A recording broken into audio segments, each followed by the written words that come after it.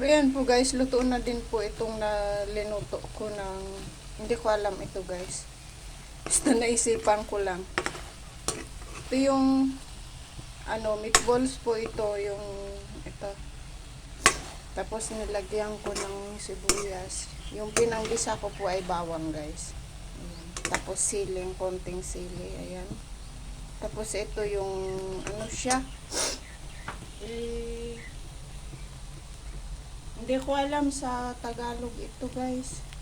Para siyang shrimp, crab flavored pala yan. Gusto ng asawa kong kainin ang ganyan guys. Po, maraming salamat po sa panonood. Ayan po, kain na po tayo at ready to serve na po guys. Nilagyan ko lang po ng mga kahit anong pampalasa guys. Maraming salamat po. Bye bye po.